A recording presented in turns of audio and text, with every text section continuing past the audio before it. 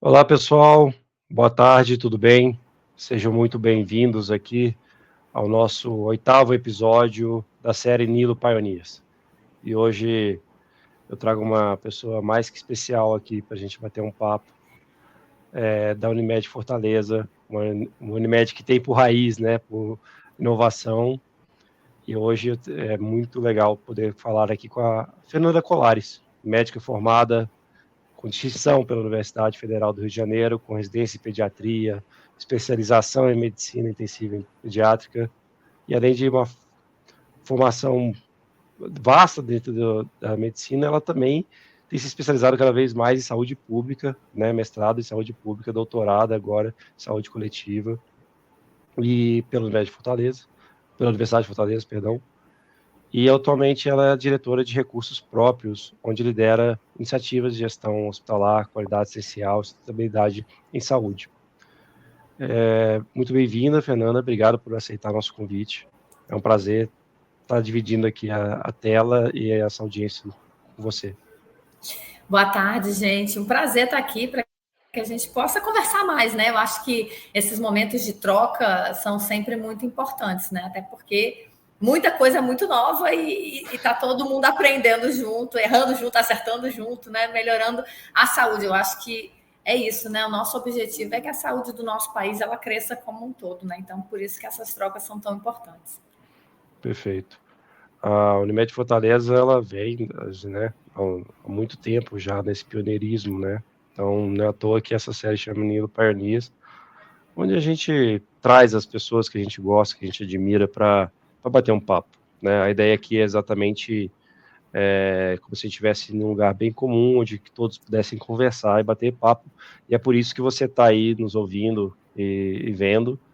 Tem os chats, pode mandar as suas perguntas aqui no chat, a gente tem a nossa equipe que vai acolher as perguntas, vai direcionar aqui, e à medida do possível a gente vai colocando aqui na nossa live, perguntando para a Fernanda. Perfeito?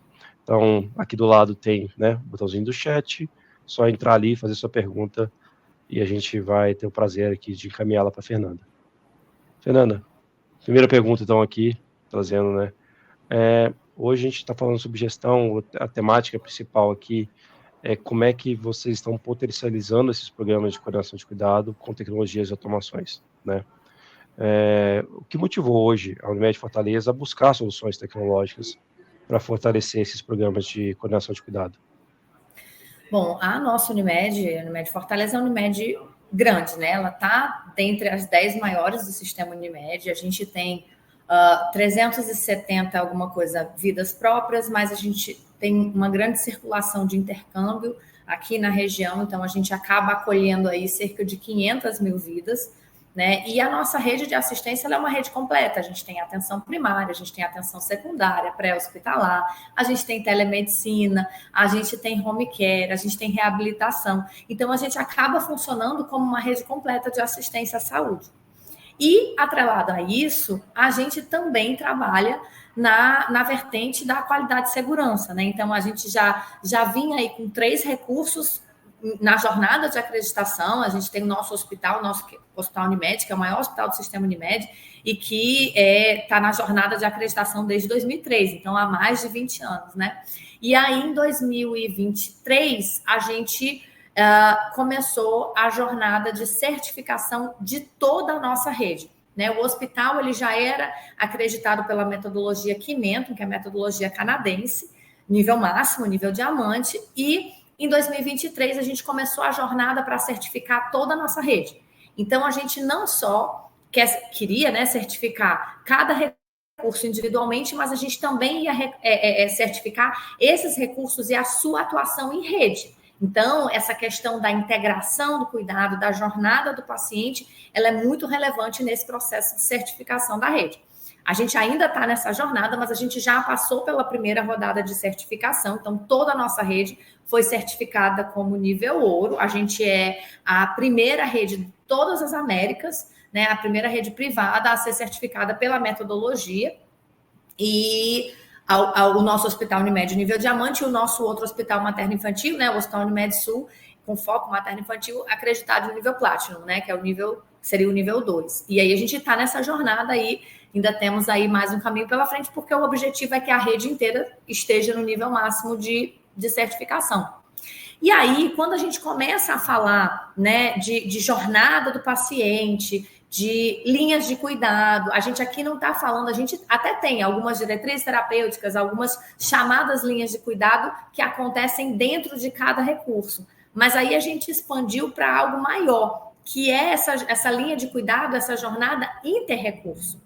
E isso vai tornando uma rede grande, né? Onde eu quero olhar a jornada do paciente em todos os pontos dela, passando por vários recursos de vários níveis de complexidade.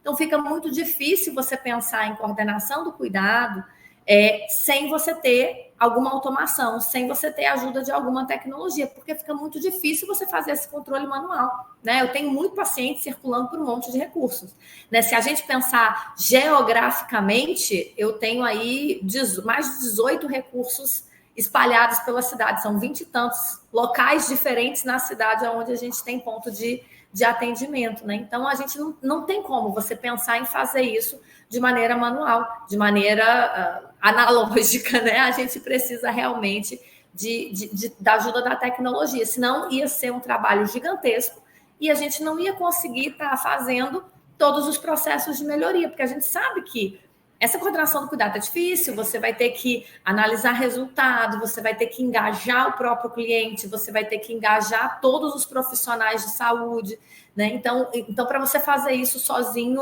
é meio desesperador, né? Então, realmente, a gente precisa dessa ajuda de todo mundo alinhado e da tecnologia para que a gente possa enxergar o nosso paciente, enxergar o resultado. Medir desfecho já é algo tão difícil, né? Então, se você não tiver essa ajuda, fica ainda algo mais trabalhoso, né?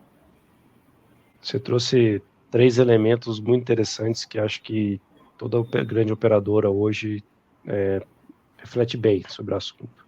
A verticalização, né, a utilização correta dos recursos próprios, a parte de engajamento, né? Eu preciso não ter só esse ponto que você trouxe, é muito interessante, né? Eu não tenho que só ter o engajamento do paciente, mas o engajamento da equipe para prover a melhor saúde para o paciente. E você também trouxe a parte de desfechos, né? Que bate muito em sinistralidade. Hoje, muitas operadoras sofrem com a questão de sinistralidade. E como você vê os programas hoje ajudando ou colaborando para ter um melhor controle da sinistralidade? Como é que você vê hoje essa melhor utilização dos recursos próprios no suporte? Porque muitas Unimedes, operadoras têm buscado criar suas redes de atenção primária, suas redes de suporte, justamente para ter um melhor controle ali sobre os gastos, o uso indevido dentro da rede. Hoje essa questão do controle da sinistralidade, principalmente no pós-pandemia, ele virou um problema muito sério na saúde suplementar, né? Aliado a pausa que você deu nos cuidados ali na pandemia, onde todo mundo só se preocupava com o Covid, onde muitas questões assistenciais foram deixadas de lado mesmo, porque a gente não tinha condição de estar pensando naquele momento, o próprio cliente, o próprio paciente, as próprias pessoas estavam pensando em se proteger do Covid, então teve muita coisa que ficou aí para trás, quanto o custo que aqueles 2 anos de pandemia trouxeram para o sistema, as coisas reprimidas, e fora a grande evolução tecnológica que a gente está tendo. Hoje de manhã eu estava discutindo justamente com os meus alunos, está falando de oncologia e tal, a quantidade de novas terapias, principalmente essas terapias imunológicas, gênicas e tal, que são muito boas, muito promissoras, mas que têm um custo agregado muito alto. Então, se a gente não trabalhar com foco no desperdício e com foco no cuidado certo, para o paciente certo, no momento certo, a gente não vai conseguir dar conta, né? Então, o foco na saúde, ele está sendo muito nessa questão do acesso e da sustentabilidade. Então, eu tenho que dar acesso ao meu paciente a essas novas tecnologias, mas eu tenho que entender muito de pertinência, né? Para que a gente possa utilizar o recurso da melhor maneira possível. E isso só é possível quando você enxerga os problemas, né? Então, acredito que a maioria das operadoras, mas o que a gente tem trabalhado muito é isso, é tentado enxergar os nossos alvos, né? Então, quais são aqueles pontos que têm um potencial maior de aumentar os custos da operadora, que acho que para muitas das operadoras deve ser, né? Essa questão de oncológicos, imunobiológicos, a questão das OPMEs, a questão das terapias, mas também dentro da assistência regular, a gente tem que entender essa jornada do paciente, né? Eu não posso estar abrindo margem ao meu paciente agravar. A gente sabe que todas as condições que a gente detecta precocemente e que a gente começa um tratamento, ele consegue ser mais assertivo e você vai ter menos complicação e você vai gastar menos, né, desnecessariamente. Você vai conseguir dar uma melhor qualidade de vida para o paciente e ainda utilizar melhor os recursos. Então, eu acredito que muitas das operadoras estejam pensando assim, em linha de cuidado, em protocolos de prevenção, em protocolos de tratamento, para que você consiga endereçar todos esses problemas, né? E o fato de ter rede própria, ele ajuda muito, porque você consegue fazer uma melhor ordenação do cuidado e você consegue trabalhar melhor os agentes, né, de saúde que estão ali envolvidos naquele cuidado, para que a gente possa seguir diretrizes de tratamento, protocolos. Eu não digo que seja impossível com rede credenciada, não, dá, e tem muitas, a gente conhece muitos cases, até do próprio sistema Unimed, que tem menos rede própria e mais rede credenciada, que você consegue fazer toda essa interação. Mas eu acredito que isso traga uma dificuldade a mais. Na rede própria, você acaba, como está todo mundo mais ou menos ali, gerido pela mesma lógica, né? Você não tem vários entes diferentes com interesses diferentes, você consegue ultrapassar um pouco melhor essas barreiras, porque a gente sabe que tudo isso é relativamente novo, né? Na questão da saúde, né? Nos últimos... Eu sou formada há 21 anos, mas nos últimos 10 anos, nos últimos 5 anos, a gente vem tendo esse boom onde a gente tem que se preocupar mais com o custo, né? Antigamente a gente, não, eu faço o que é preciso, o melhor para o meu paciente, mas a gente conseguia fazer isso sem ter que pensar muito nessa adequação de custo, sem ter que pensar muito nesse desperdício. Hoje a gente fala muito de futilidade terapêutica, né? Então, todas essas coisas, hoje em dia tem tornado muito mais difícil você não ter nenhum tipo de organização dessa rede de assistência para o paciente, né? Então, a gente aqui tem uma rede própria robusta, a gente atende um pouquinho mais de 50% dos nossos pacientes. Então, por mês, se você for dividir, é mais ou menos 50% na rede própria, 50% na rede credenciada. A rede própria ainda ganha aí por 2%, 3%, é como se fosse 47%, 53%, né? Se a gente for dividir. Então, realmente, assim, o nosso potencial é muito grande. E uma coisa interessante, né, é que quando você, enquanto instituição, começa a trazer coisas novas, você começa a trazer mudanças na forma de trabalhar, acaba que no ecossistema, os outros entes, eles vão se adaptando também, eles vão assimilando essas mudanças, né? Na saúde, a gente tem esse fenômeno, pelo menos aqui em Fortaleza tem muito, talvez nos grandes centros um pouco menos, a gente é um grande centro, né? Nos centros maiores, né? Um pouco menos, mas o profissional, ele em geral, ele trabalha em mais de um local, né? Tanto profissional médico, profissional enfermeiro, fisioterapeuta. É muito difícil quem consegue trabalhar só num local. Então, essas boas práticas, essas inovações, elas acabam se espalhando. Então, você vê que você começa num local e daqui a pouco tem vários outros fazendo do mesmo jeito, né? Então, por isso que eu acho que essa questão da inovação, ela é tão fantástica, né? Porque a gente consegue ir devagarzinho modificando a realidade toda, né? Perfeito. E você trouxe um elemento que eu gostei aqui da sua fala, que é, você falou de jornadas e linhas, né? Então, às vezes as pessoas se confundem um pouco sobre a temática de jornadas, linha, coordenação, navegação, e eu vejo cada vez mais evoluindo esse conceito dentro de uma operadora, né? Antigamente, esse era um conceito de linhas de cuidado lá vou fazer o protocolo no hospital tal, vou fazer o protocolo lá. E a operadora olhava pagamentos, né? Recebia, pagava e botava, talvez, os hiperutilizadores dentro de um bloco. E é até interessante, porque no nosso primeiro, né, a Nilo iniciou com vocês, a gente estava discutindo muito na medicina preventiva ali, né? Ganho de escala, atingir essas pessoas. Mas você já traz outro elemento, que é o elemento da navegação, do oncológico, da linha, da jornada. Então, como é que hoje vocês veem isso? Como é que vocês hoje veem essa transição, como você bem falou, né? Dos 10 anos para cá, hoje esse é um assunto muito recorrente.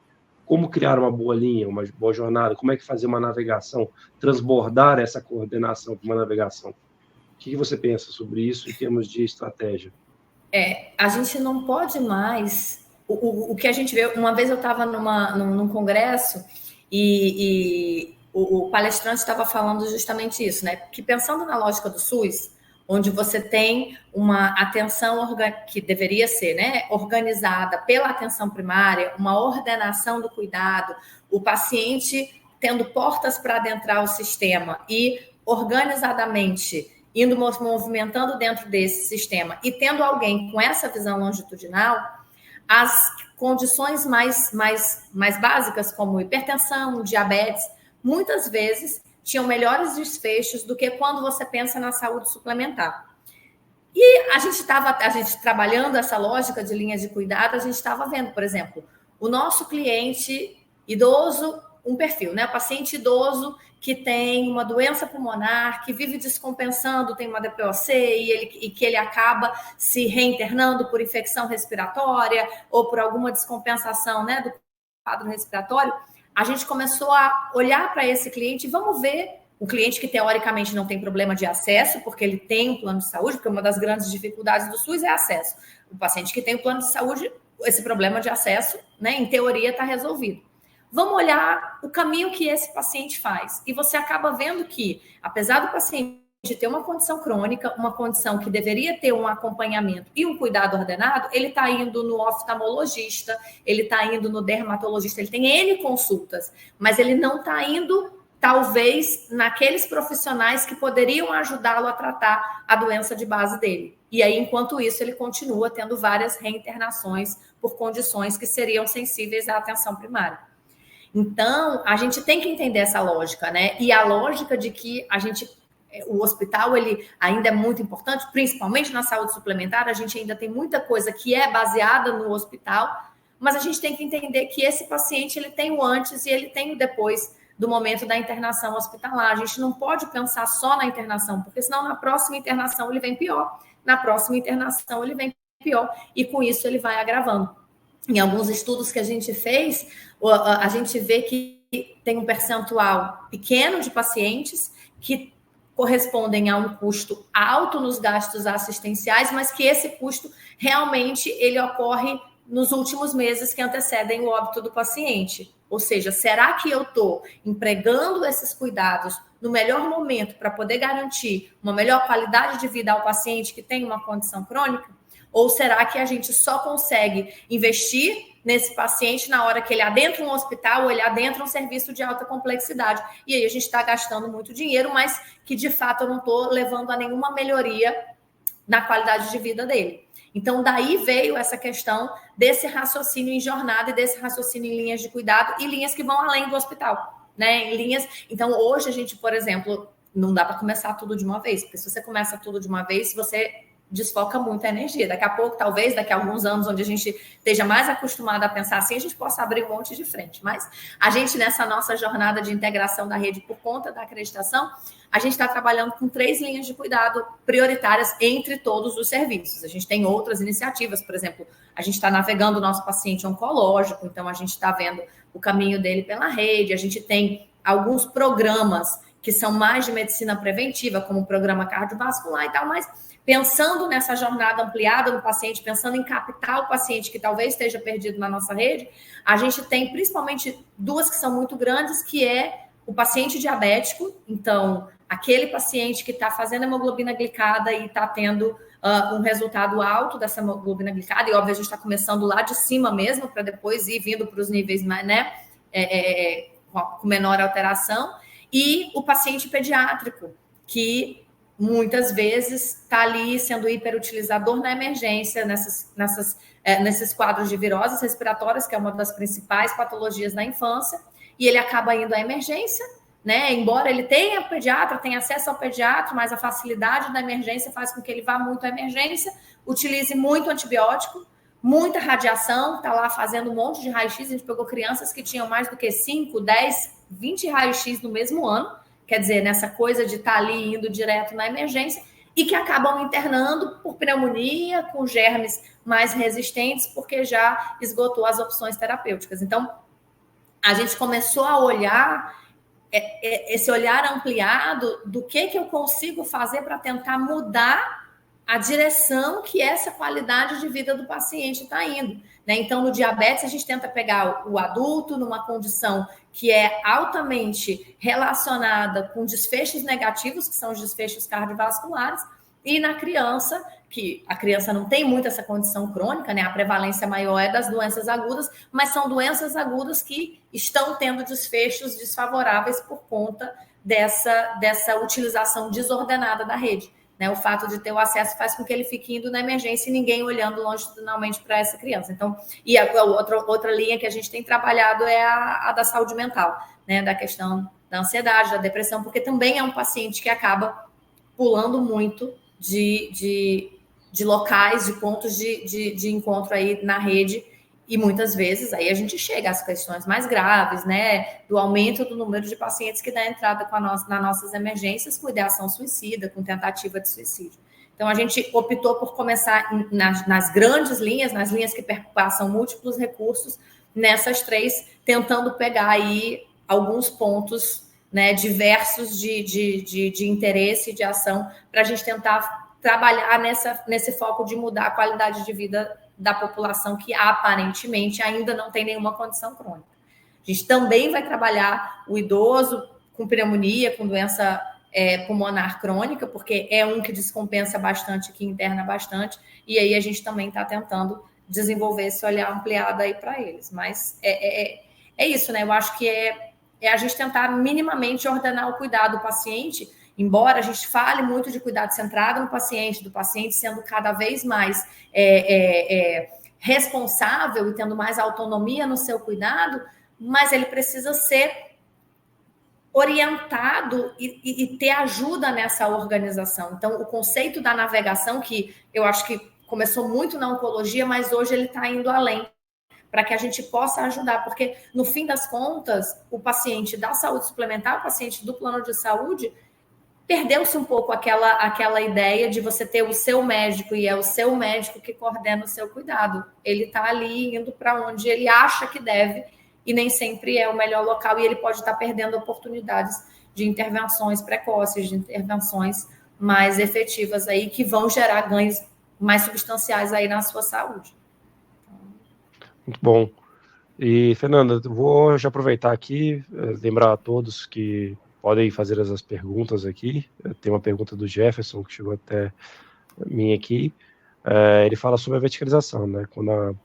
Mesmo na verticalização, com a mudança, lidamos ali com diferentes stakeholders, né? Essa parte de múltiplos stakeholders. Uma coisa eu estou no hospital, outra coisa eu estou na minha operadora, tem múltiplos interesses ali envolvidos. Como é que é trabalhar essa cultura de transição, para que eles realmente aderissem de forma engajada no processo? Uma das coisas que a gente notou quando a gente começou a abordar esses pacientes é a desconfiança. Você está falando comigo porque eu estou indo muito à emergência, Você não quer mais que eu vá na emergência? Por que você está me ligando? Né? Então, tem sempre essa ideia de que o plano de saúde é o vilão e que ele quer que você reduza os custos, né? Mas, na verdade, eu acho assim, essa questão do propósito, de entender os porquês, ela tem que estar muito clara, né? O adulto funciona entendendo o porquê. Não adianta dizer porque sim não é resposta. Então, isso tem que ser muito bem trabalhado, né? E a gente ainda tem desses pacientes que a gente vai fazer uma captação ativa, que a gente tenta trazer, essa desconfiança ainda é muito grande. Aí a gente até tentou mudar a lógica. A primeira lógica que a gente estava fazendo era, a gente achava que esse paciente, ele estava indo, por exemplo, para a pediatria, estava indo muito a emergência porque ele não tinha pediatra. E aí a gente começou a ver, não, ele tem pediatra. Ele vai na emergência por uma condição de maior comodidade, ou de tempo, ou de desinformação. E a gente, no lugar de simplesmente marcar uma consulta com o pediatra para ele, porque estava tendo um absenteísmo gigantesco, né? A taxa de efetivação dessa consulta estava sendo muito baixa, aí a gente vai trabalhar estratégias educativas. Aí a gente tem agora uma enfermeira coordenadora do cuidado para ligar, para conversar, para tentar formar um vínculo com a mãe, Porque não é... A nossa primeira ideia era tipo assim, não, o paciente está perdido e se a gente chegar lá, ele vai ser muito agradecido por essa nossa intervenção e ele vai vir de braços abertos. E, na verdade, não é bem assim, ele está desconfiado. E aí, em compensação, o médico vai dizer assim, você está tirando o paciente de mim, então você tem que estar trabalhando muito com educação e saúde, com, né, informações de prevenção, que isso o SUS faz muito bem e que a gente na saúde suplementar não tinha esse costume de fazer. Então, a gente realmente está precisando... É uma mudança de cultura. E todas essas mudanças, elas são muito graduais. Então, eu acho que um dos maiores desafios é isso, é engajar o cliente e engajar as equipes. Porque tem que estar todo mundo entendendo o porquê da gente estar fazendo isso.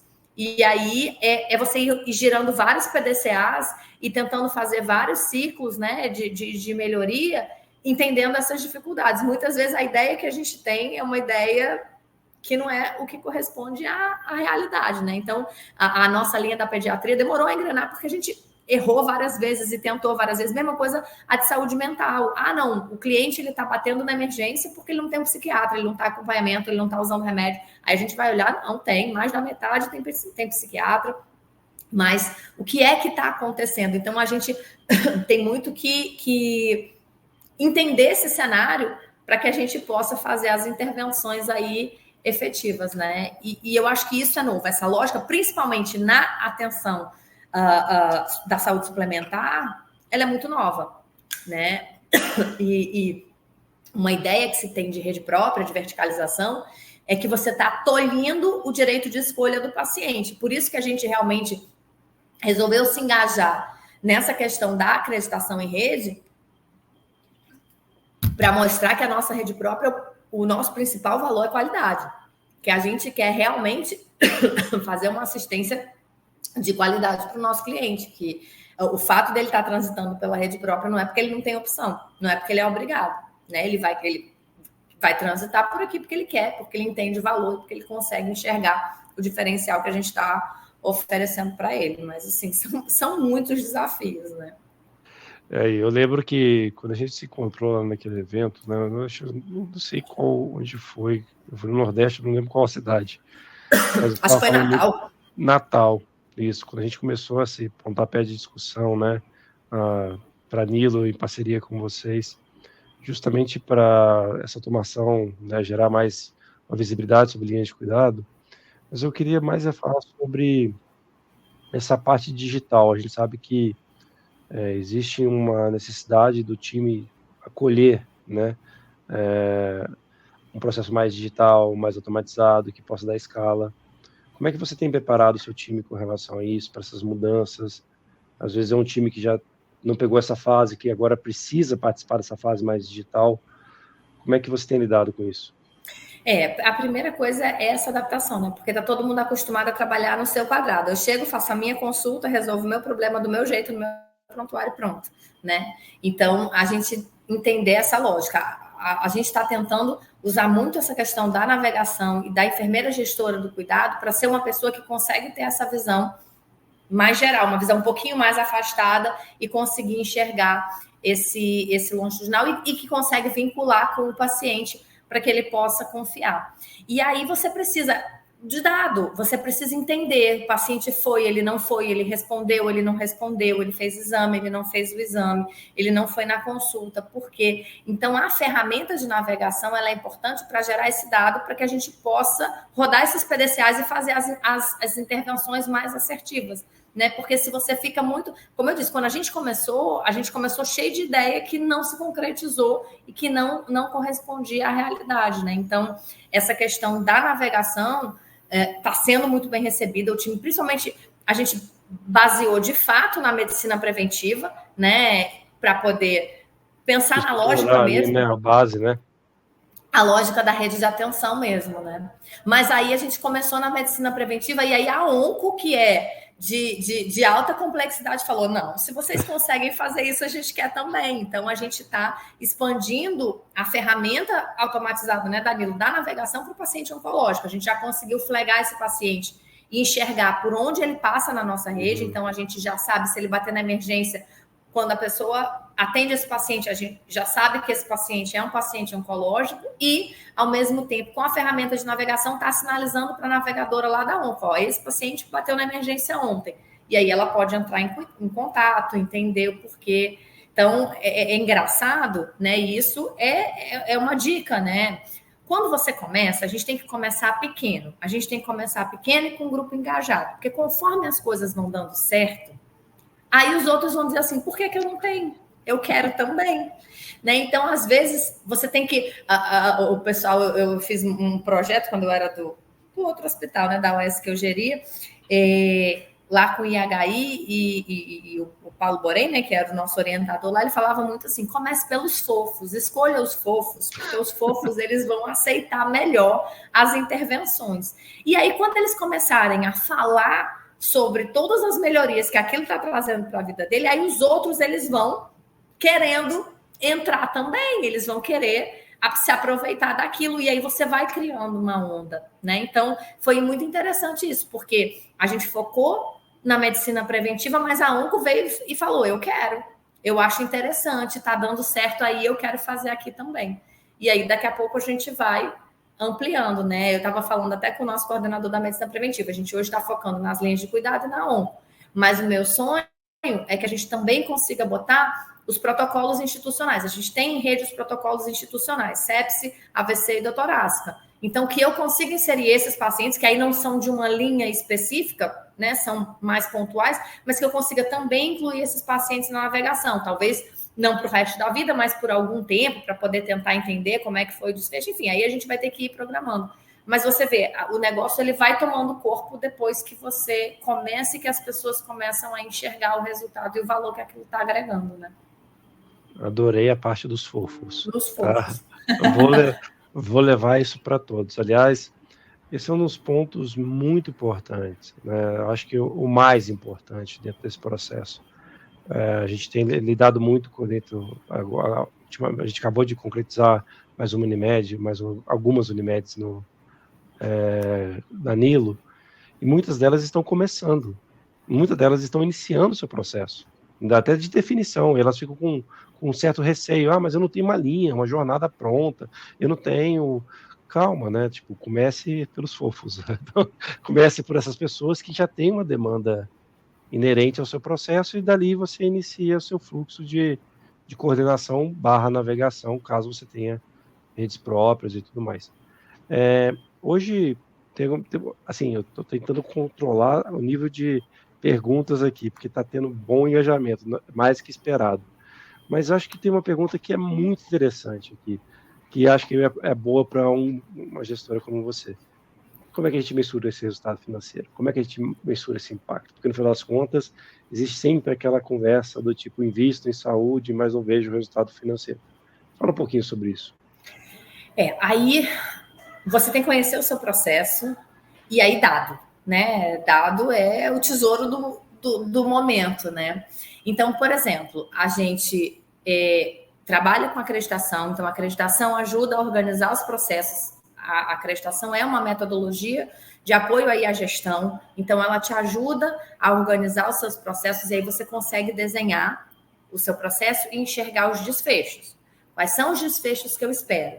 Aí você começa a mensurar os seus dados. E aí, quando você mensura os dados, você consegue enxergar o que você está realizando. E aí, a gente trabalha também com a ferramenta do DRG, né? Mas aí você tem DRG, você tem RES, você tem várias outras formas de mensurar o que é que está acontecendo no mundo ou o que seria esperado para aquele desfecho daquele processo que você tem. A gente, às vezes, acha que a gente é muito especial, mas a gente não é. Acaba que pessoas, saúde, segue muito padrão. Né? O Covid mostrou muito isso e a gente acabou aprendendo isso e até aplicando em outras coisas dentro lá da nossa operadora. Mas você tem um padrão. Então, se eu consigo me encaixar no padrão, qual seria o esperado? E aí, qual é o resultado que eu estou tendo? Eu estou tendo um resultado acima do esperado ou abaixo do esperado?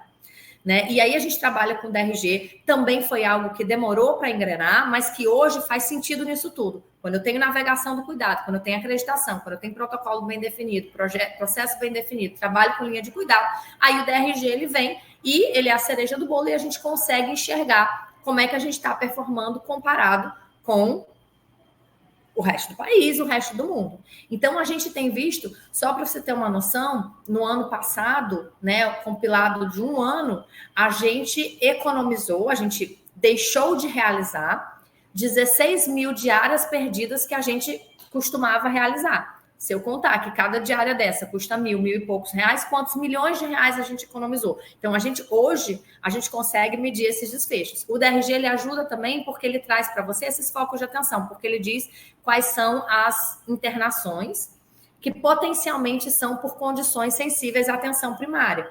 Então, quando eu consigo diminuir esse tipo de internação, eu consigo entender que eu estou atingindo um alvo. Né? Existem várias formas de medir desfecho. Não é fácil, mas existem várias formas e a literatura tem. Então, você tem aí o DRG para a gente trabalhar de área perdida, reinternação, internação por condição sensível à atenção primária, eventos adversos. Então, como é que estão as minhas infecções? A gente sabe que isso está relacionado à qualidade da assistência e está relacionado também à permanência do paciente no hospital. Eu estou conseguindo economizar isso? Eu posso medir as minhas internações. Então, o meu paciente com determinada condição, ele está se internando mais, ele está se internando menos, eu estou conseguindo prevenir idas à emergência.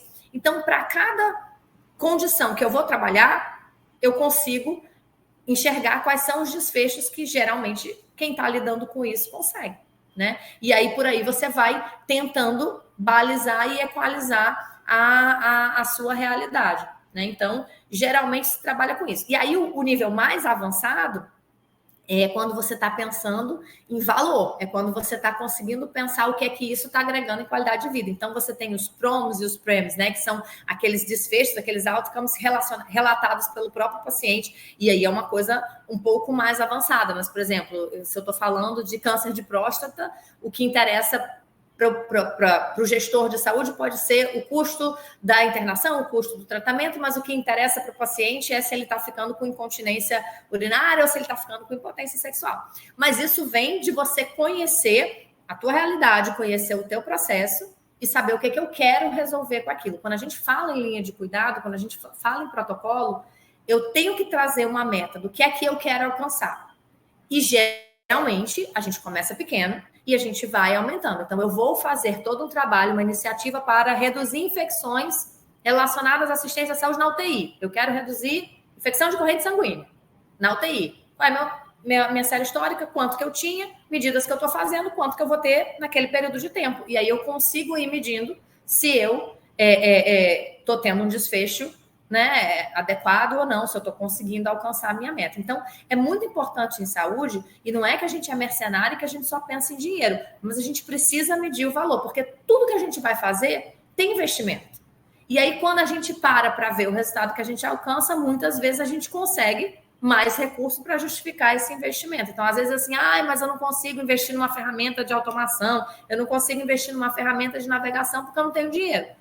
Mas se você conseguir evitar uma internação, se você conseguir evitar uma complicação, isso aí vai gerar um custo evitado, que é uma economia potencial, que aí você pode ir investindo e você pode ir robustecendo cada vez mais as suas ferramentas, a sua tecnologia. Então, é um trabalho que dá trabalho, mas o gestor de saúde ele tem que estar pensando nisso o tempo todo, até porque é o que a gente sempre diz, não tem dinheiro novo na saúde. Ninguém vai chegar e, de repente, vai ter uma bala de prata e vai surgir agora milhões de reais para a gente investir. Né? O plano de saúde, de repente, não vai conseguir dobrar a sua receita e reduzir pela metade o seu custo. Isso não vai acontecer.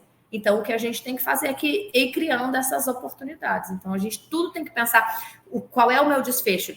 Idealmente, o meu desfecho de qualidade assistencial, o meu desfecho financeiro e, se eu se for algo que eu consiga medir, qual é o desfecho aí de qualidade de vida para o paciente que eu estou gerando. Aí isso vai gerar o valor daquilo que você vai entregar. Né? E aproveitando, foi a Samara que trouxe essa pergunta, mas ela também trouxe outra aqui que eu gostaria de emendar. A gente tem notado muito uma busca cada vez mais dentro de tecnologia, né? Aqui na Nilo, principalmente, a gente tem sido provocado muito sobre a questão da saúde mental. E é uma estratégia que você consegue fazer de certa forma em escala mais digital. Você consegue criar uma rede mais digital de aconselhamento, de orientação, com psicólogos, psiquiatras envolvidos nessa rede. Então, a gente tem olhado muito por esse prisma, né? A saúde mental hoje ela tem um impacto gigantesco dentro da saúde e dentro das operadoras. Então, como é que hoje você seleciona, quais são os critérios para o participante desse programa? Como é que vocês estão pensando em termos de realmente trazer as pessoas e também de escala para esses programas? Aí depende de você conhecer o seu processo e você saber qual é a facilidade ou a dificuldade que você tem em cada ponto. Então, por exemplo, da diabetes, eu consigo ter uma seleção daqueles pacientes que têm um resultado de um exame laboratorial desfavorável. Então, muitas vezes ele está fora da minha rede e eu consigo trazer ele para dentro da rede. Essas coisas mais subjetivas, então, o da saúde mental é mais difícil. Como é que eu vou saber qual é o paciente que está lá na sua casa em sofrimento psíquico? Às vezes eu preciso ter um ponto de contato para eu poder conseguir puxar o paciente. Então, no nosso caso, né, como a emergência do nosso hospital de adulto, do nosso hospital geral, acaba sendo a referência, uma das maiores emergências da cidade. A gente tem o apoio do psiquiatra na emergência, a maior parte desses pacientes em sofrimento psíquico, ele pinga na nossa emergência. Então, a gente escolheu como ponto de contato para eu captar o paciente essa ida à emergência e esse diagnóstico de algum mal maior que indique uma internação por uma condição psiquiátrica. Aí a gente consegue captar o paciente e, a partir daí, começar a segui-lo. Porque também, assim, às vezes, eu vou pegar pelo Sábios, né, que é o meu autorizador do plano de saúde, todos os pacientes que tiveram consulta com psiquiatra. Mas aí, às vezes, você vai ter um trabalho muito grande, né? E tem essa desconfiança, tem a questão da LGPD, tem a questão de data, tem questões mais complexas. Então, muitas vezes você vai ter que escolher. Então, hoje, a gente trabalha, a gente tem o consultório do psiquiatra, o consultório do psicólogo, mas a gente está evoluindo muito na teleterapia, né? Então, até por conta do estigma e tal, e dessa questão do deslocamento, a gente tem internação, a gente tem psiquiatra no hospital, a gente tem as clínicas de internação. Então, a gente optou por começar para trazer para a linha de cuidado. Não quer dizer que os outros pacientes não vão ter atenção, mas para trazer para a linha de cuidado, para que a gente possa gerenciar o resultado, porque também isso é importante. Eu vou prestar o meu cuidado para todo paciente que necessita, mas eu vou gerenciar para conseguir aquilo que a gente falou há uma ou duas perguntas atrás, de mensurar o meu resultado financeiro, eu tenho que gerenciar esse protocolo, eu tenho que conseguir medir todo o esforço que eu faço para esse paciente e todo o resultado que a gente vai alcançar. Tem que ter uma meta, eu tenho que ter um indicador bem definido. Então, não quer dizer que todo paciente que está em tratamento, que está em acompanhamento, eu vou gerenciar. Então, você vai tentar um grupo homogêneo de pacientes para você gerenciar, para você conseguir mensurar o resultado e daí você conseguir provar o valor daquelas intervenções, né? Então, isso também é importante. Quando a gente está falando de linha de cuidado, a gente vai tentar trazer grupos homogêneos de pacientes com uma condição específica, que normalmente é uma condição relevante, e que eu vou conseguir acompanhar, eu vou conseguir gerir esses dados, eu vou conseguir medir até para provar o valor. Os outros pacientes, eles vão se beneficiar, porque o cuidado, ele vai acontecer, o cuidado, ele vai se qualificando à medida que você vai trabalhando. Mas a linha de cuidado, eu tento o mais homogêneo possível. Se eu fizer uma linha que inclua muitas exceções, eu não vou conseguir ter resultado mensurável, né? Eu não vou conseguir, por exemplo, e os resultados vão ser reinternação, vão ser idas à emergência, eu não vou conseguir provar se para aquele grupo que eu fiz uma intervenção baseada naquela necessidade específica daquela população gerou resultado. Então, é diferente eu qualificar todo o meu cuidado e é diferente eu gerenciar uma linha de cuidado, né? Então, não quer dizer que você não vai tratar bem todos os pacientes, mas é que a linha de cuidado, ela é uma coisa que ela tem que ter método, senão você não vai conseguir provar o valor, né? Então, não, eu só vou incluir na minha plataforma aí que eu contratei, na Nilo, não sei o quê, o paciente da linha de cuidado. Não, vou incluir outros, mas o que eu vou gerenciar é aquele grupo que eu consigo enxergar o valor. E aí, quando eu faço a economia e eu consigo investir, eu vou beneficiando os outros, né? Mas a matemática, a lógica matemática, ela tem que existir para a gente conseguir, né? Todo mundo tem um conselho de administração, tem um grupo de investidores, tem alguém que você vai ter que convencer para poder valorizar aí o investimento que ele vai fazer, né? E pensando só a gente vai, Fernanda, eu vou pedir para você ficar mais uns 15 minutinhos com a gente até às 18, porque o pessoal estava dando muita pergunta. Estou tentando equilibrar os pratinhos aqui para conseguir atender a todos. Como eu falei, peço desculpa, aquelas perguntas que a gente não conseguiu responder aqui, eu vou encaminhar para a Fernanda, depois a gente traz a resposta para vocês. Mas esse ponto das linhas, acho que esse ponto foi brilhante, porque da mesma forma como você muitas Unimedes têm dificuldade, às vezes, de tomar o passo, ou operadoras tomar o primeiro passo, também tem um receio de que não tem a linha perfeita para acompanhar. Na verdade, você pode começar com pequenos marcos e as estratégias, mas que isso evolua, né? E esse eu queria conectar exatamente nesse ponto de conseguir conectar jornadas, né? E incrementando linhas com serviços que você vai oferecendo, né? Então, como é que hoje você trabalha para, dentro dessa linha, ser mais inclusiva dentro dos serviços que você tem, né? Então, o hospital é uma da parte que poderia ser um ponto dessa linha, né? Mas como é que você trabalha hoje essa visão de jornadas e linhas para que ela seja mais inclusiva? Por exemplo, tem uma pergunta aqui até de referência e contra-referência, que é um processo importante, né? Então, como é que você trabalha essa questão?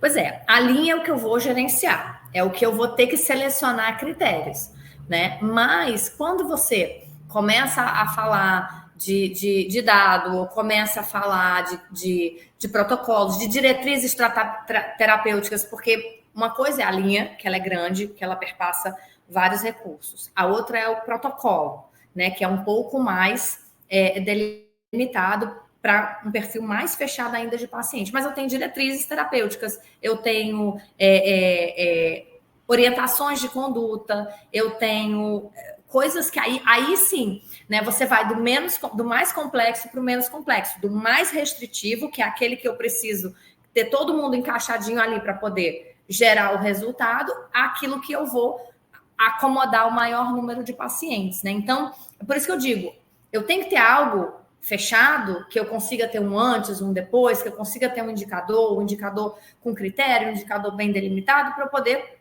justificar o meu investimento. Mas a minha melhoria na assistência, ela não fica presa, né? Ela vai se espalhando aí. Então, quando a gente começa a pensar em evitar desperdício, quando a gente fala muito de futilidade terapêutica, o resíduo clínico, que é o quê? Então, todas aquelas intervenções que a gente faz e que o paciente não vai se beneficiar e você vai aumentar o custo. Quando a gente fala da própria navegação, de eu entrar em contato com o paciente, de eu facilitar um agendamento de uma consulta.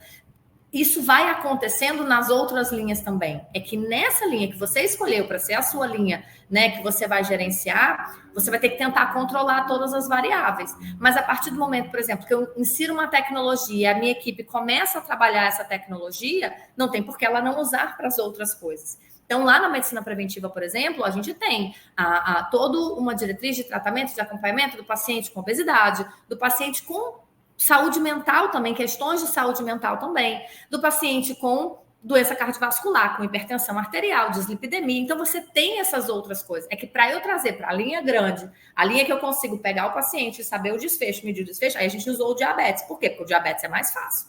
O diabetes eu tenho como saber de uma maneira bem objetiva quem é o paciente diabético. Ele tem um exame, o exame tem resultado e tal, né? Então, é diferente. Mas é isso, o aprendizado, o conhecimento, ele não se perde. Inclusive, óbvio que a gente não deve fazer isso, mas alguns estudos mostram que uma vez que você coloca um protocolo, você habitua a equipe a trabalhar aquele protocolo. Se depois eu parar de gerenciar aquele protocolo, o hábito, a cultura que você estabeleceu, ela vai permanecer, né? Então, a linha de raciocínio que o teu profissional usava quando ele era gerenciado ali, ele vai continuar usando. Claro que a gente não larga pelo caminho os projetos que a gente começou, porque depois a troca de pessoas pode levar a essa perda da cultura. Mas é isso. Então, assim, a gente às vezes se desespera porque a gente quer fazer tudo ao mesmo tempo para todos os pacientes. E a gente tem que ter calma e tem que entender isso. Eu tenho aquilo que eu vou fazer da minha caixinha, que é onde eu vou tirar o resultado, que é onde eu tenho que saber medir, e eu tenho esses ganhos secundários que eles vão vindo naturalmente conforme a gente for introduzindo essa tecnologia, a gente for habituando essa equipe, a gente for dando essas ferramentas para a equipe.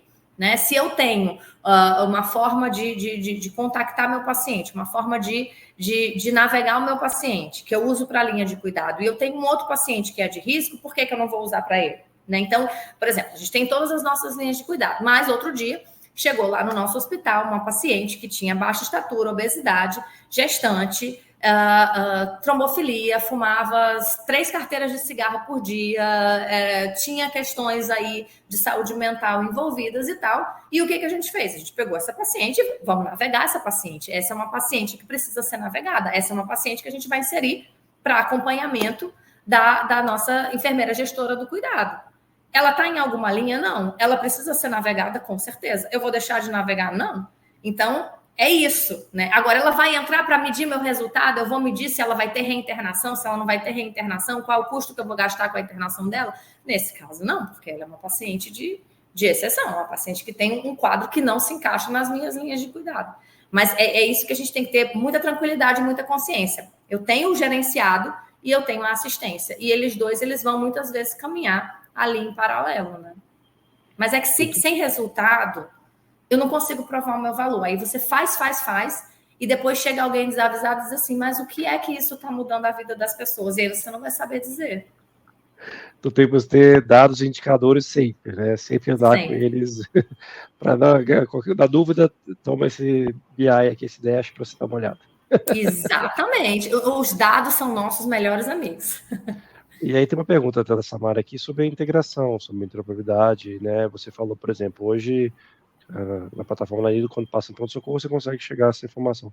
Como é que você está vendo essa questão de conseguir ter dados mais centralizados dentro de um ecossistema tão ali diverso, né? O médico às vezes está no prontuário dele, você tem lá o pagamento da operadora, o registro do hospital. Como é que isso você está trabalhando para você conseguir realmente ter uma visão única sobre o paciente? Isso é um desafio, né? Porque a gente tem dados circulando em vários bancos de dados diferentes. Então, eu tenho, por exemplo, o MV, que é o meu sistema de prontuário, eu tenho o Nilo, que é meu sistema de navegação, eu tenho os Sábios, que é meu sistema autorizador, e às vezes nem as 3 informações são verdadeiras, mas as 3 informações não são a mesma coisa. Então, a gente também está trabalhando na Unimed Fortaleza com uma questão de governança de dados, que é eu poder qualificar o meu dado e saber de onde eu vou tirar o dado que melhor responde aquela pergunta que eu estou fazendo. Então, por exemplo, o dado do sistema autorizador, do SABS, ele é muito importante, mas ele vai me dar o dado com base na data que foi faturado e não com base na data que foi realizado. Então, às vezes eu vou olhar o mês de março e se eu comparar com o mês de março do MV, que é o mês que foi executado, eu vou ter informações divergentes. Então, é muito importante a gente ter essa consciência. Eu não posso pegar qualquer dado. Às vezes, o dado tem que passar por um tratamento mínimo. E aí é muito importante, principalmente se você for grande, de ter essa questão dessa noção dessa governança de dados. Então, a gente ainda está engateando com isso, mas ter essa consciência é muito importante, né? Quando eu faço um BI, eu tenho que fazer de onde veio o dado desse BI, qual é o dado que eu estou pegando. Até porque a gente, no mesmo prontuário, é tudo do MV, mas no prontuário do MV, o prontuário do médico, a informação vai vir com viés, no prontuário da enfermeira vai vir com outro viés, no dado da recepção ele vai vir com outro viés. Então, por isso que eu digo, conhecer o seu processo, saber qual é a minha pergunta, o que eu quero responder, ele vai me ajudar a saber de onde eu vou escolher esse dado.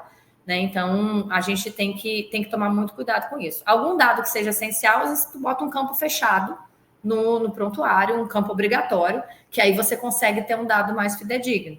Hoje em dia, tem todas essas tecnologias de inteligência artificial que começam a ler nas evoluções, nas coisas abertas, palavras-chave e trazem isso para você. Então, às vezes, isso te ajuda a fazer uma triagem, a fazer uma primeira olhada nos dados. Mas você tem... E aí, em epidemiologia, e nessa parte de estatística de dado, eu tenho que primeiro saber qual é a pergunta. Né? E aí, entender muito bem. Por isso que eu digo, gerenciar não é fácil. Porque para gerenciar, isso tudo tem que ser muito bem definido. Então, eu tenho que saber qual é a informação que eu quero e qual é o melhor banco de dados que tem essa informação. Claro que no mundo ideal, tudo isso estaria junto, eu teria uma grande base só. Mas a gente sabe que a realidade não é assim. Então, a gente tem que ir na ponta. Às vezes, a gente, gestor, está lá em cima e a gente não está vendo como é que a pessoa está respondendo aquilo na ponta e a gente acha que a resposta é uma coisa e, na realidade, é outra coisa. Então, tá na ponta, ouvir das pessoas, perguntar como é que eles fazem, às vezes é importante para você conseguir ter esses dados. exatamente uma confiança sobre ele, né, o que está vindo. E, Fernanda, assim, eu poderia ficar aqui mais meia hora, mas eu não quero tomar muito seu tempo. Mas uma das coisas que você falou agora é sobre a utilização de inteligência artificial, e aí eu tenho uma curiosidade mais aqui da Nilo, porque a gente tem investido muito na plataforma, né? Hoje a gente tem o OCR de exames, né? Então, quando a pessoa manda no WhatsApp o exame, a gente consegue digitalizar, colocar lá dentro da plataforma. E a gente está vendo que essa nova revolução, diferente da anterior, que veio da primeira leva da IA, essa aqui realmente está dando ganhos de escalas que a gente não imaginava. A gente tem desenvolvido, por exemplo, agentes para triagem, agentes para conversacional para captação, né, dentro de programas. E isso está tendo bons resultados, muito bons resultados. Queria entender a sua percepção sobre isso, né? Uma gestora, uma diretora que está olhando todo esse guarda-chuva, como é que ela olha a inteligência artificial hoje dentro da sua estrutura? Esse medo, acho que está passando, né? Esse medo de que a inteligência artificial vai tirar nosso espaço. Não vai.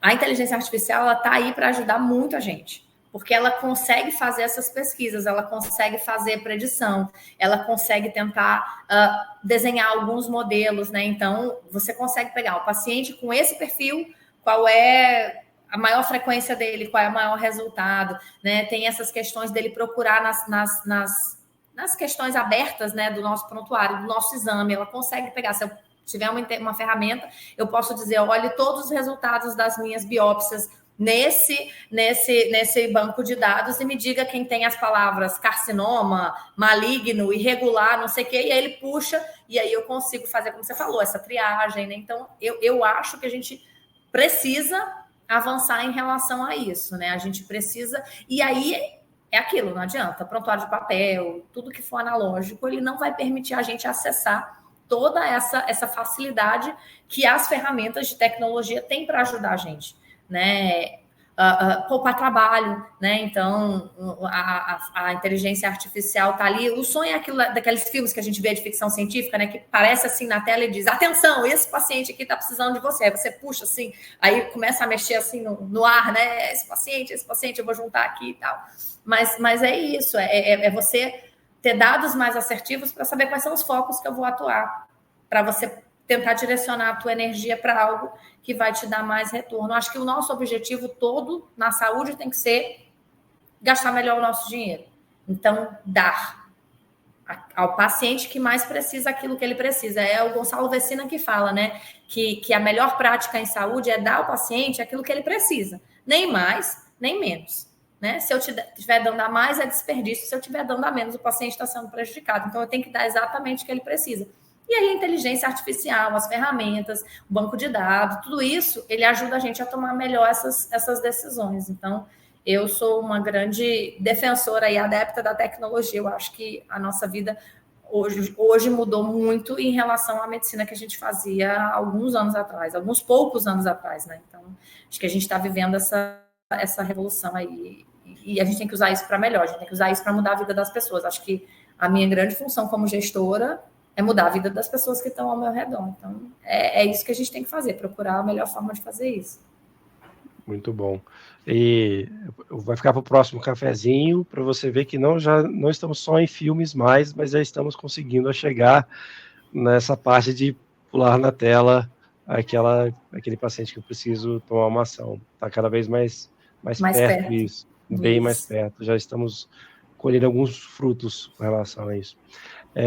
Fernanda, assim, queria agradecer muito você ter aceitado o nosso convite, principalmente por ter apoiado a Nilo nesse pioneirismo que a Unimed Fortaleza exerce, né? A gente tem muita vontade de cada vez mais expandir o Nordeste. Eu acho que começar, né, a nossa expansão pela Unimed Fortaleza foi algo formidável para nós. Queria lhe agradecer. E essa série, como eu falei, ela se chama Nilo Pioneers, de pioneiros mesmo, pioneiros de inovação. E aí eu queria deixar aberto aqui para você fazer uma recomendação para quem está nos ouvindo aqui, quem está nos vendo, para se você hoje, como gestor, né, como uma líder que você é, qual é a estratégia principal para ser pioneiro, para você conseguir fazer uma mudança dentro da organização que as pessoas estão situadas. Bom, agradeço a oportunidade. Realmente a hora passou voando aqui, né? E eu acho que, assim, a gente, enquanto gestor, a gente tem que ter olhos de ver e ouvidos de ouvir. Então, é estar atento ao que está acontecendo em volta. Muitas vezes, as pistas do que a gente deve fazer não vêm necessariamente só da saúde. Então, a gente está aberto, está andando pelo mundo com intenção, né? Então, eu tenho que estar procurando o tempo inteiro oportunidades de ação, né? Eu acho que isso tem que ser um grande motivador, porque aí, quando você estiver vivendo a vida com intenção, você vai encontrar essas oportunidades de você tomar ações que vão fazer a diferença aí na sua prática, na sua empresa, no seu hospital, na sua clínica, no seu local e consequentemente, na vida das pessoas. Então, é isso que a gente precisa fazer e tá aberto. A gente tem a felicidade de estar vivendo o mundo nesse momento, onde a gente tem muito recurso tecnológico, muito recurso de diagnóstico, muito recurso de tratamento. Então, porque também, há alguns anos atrás, você diagnosticava muito e não tratava nada, também não adianta.